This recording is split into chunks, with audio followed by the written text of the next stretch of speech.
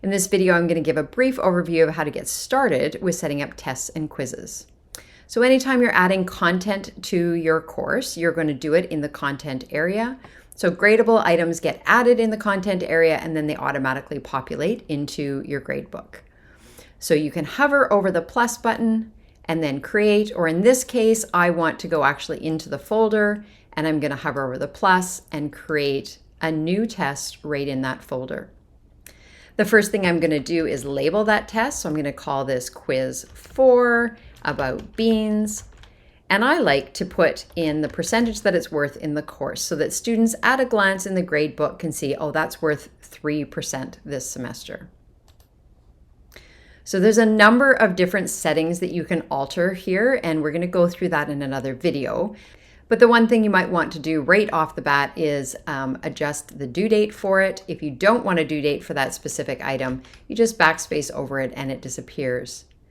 Then I'm going to move all the way to the bottom and I'm going to add a short description of the test so that when they're looking on the main page, they can see the title and this short description below it.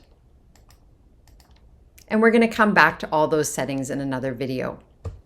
So now when you're looking at setting up your assessment yourself, you have options. So you click on the plus button, and if you want to add text, maybe you want to add instructions at the beginning, you can add text. Another use of that text function is if you have a lot of information that you want to provide, maybe images, even a video, and then below it you want to have a number of different questions related to that. You can add text and then add your questions below it.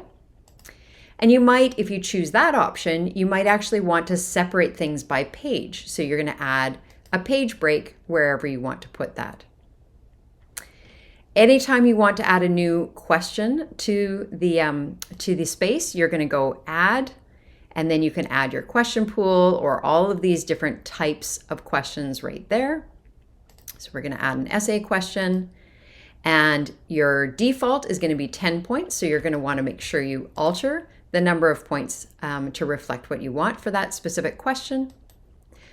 So I can create a short answer or essay question, describe beans. So anytime I'm setting up essay questions, I have a choice of putting an example correct response that I can refer to as I'm grading it, or that I can actually make visible to students after the exam if I choose to. So I can continue to add new questions and create new questions right here in the quiz. Or if I'd brought over quizzes and tests from a previous semester, or I have another quiz somewhere in my course that I want to draw on for questions, I can go to the reuse questions option. And then I can find that quiz, or I can just scroll through all of my different questions to find the question that I want to bring in. So I'm going to bring in this true and false question and copy it into my test.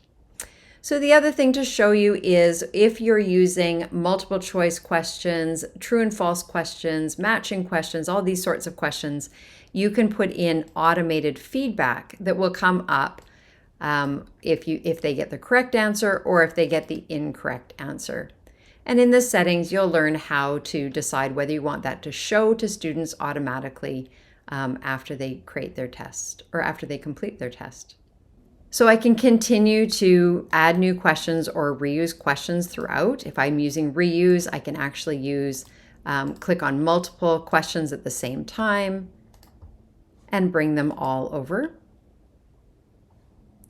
Once you've put everything into your test or as you're building it, you can drag and drop to move things around. So you get this little drag and drop feature here. So I can put it into a different order. And then you can decide where you want to add your page breaks or if you want to move your page breaks around. So if you don't want the page break anymore, you collapse it. If you want to re-add it, you re-add it. So I'm also able to add extra credit questions. So I'm going to go in and do an essay question, and the question is going to be which fruit holds the record for the largest seed in the plant kingdom. And I'm going to give 2 extra points if they get the correct answer for that. So what's going to happen with this is if they actually get 100% on the test already, they get an extra 2 points for that extra credit. So they'll end up over 100% in the overall test. And you can see the symbol comes up that that's extra credit. And the last thing I wanted to point out is at the bottom of every test and quiz, it's on by default to allow students to add content at the end of the assessment. So depending on what you're looking for here, I recommend actually turning this off because it might confuse students. They see an area that they can input text, but they don't know what is actually supposed to go here or why they might have something extra to add. And the final important note is to remember that as soon as you've set up a quiz, whatever quiz it is, if it's visible to students, they will start being able to finish that quiz right away.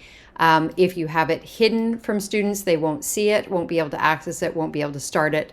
Or if you have release conditions on, you can set a specific time or date that you want that to become available, and then they can go in and start doing that test. Thanks for watching. Find links to other resources about this topic as well as related videos in the description. You can comment on this video with any questions you have or ideas for future videos.